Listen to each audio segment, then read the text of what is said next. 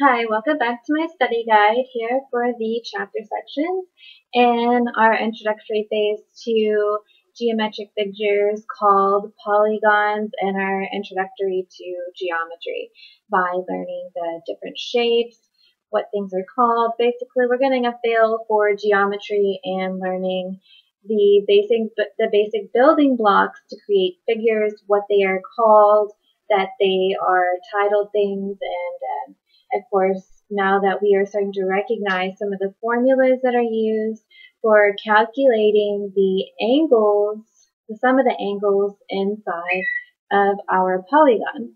So now that we've gone over the triangles, we know that the sum of all of the measures of angles here inside of a triangle is 180 degrees.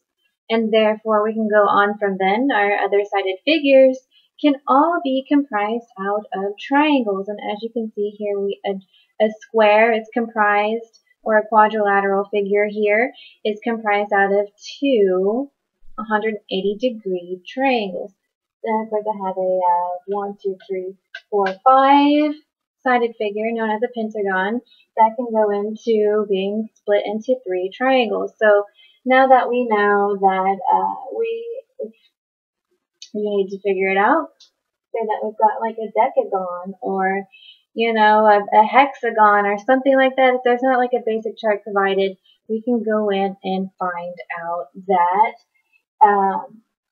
we can use this basic formula here, which is number of sides minus 2 times 180 degrees will give us the sum of all of the angles here, the measurement here.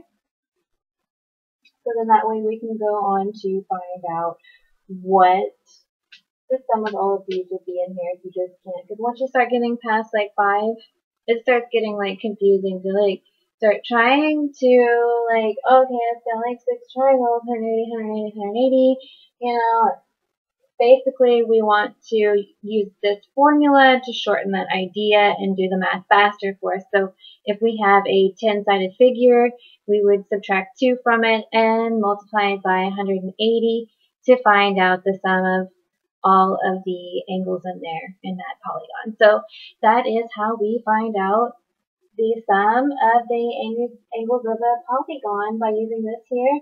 And we can break it down to know that it is each polygon can be broken down into triangles that measure what? 180 degrees inside of each triangle. So we would have angle 1, 2, and 3, or ABC. Any of these here, it can be broken down into a triangle and 180 degrees out of all of the angles.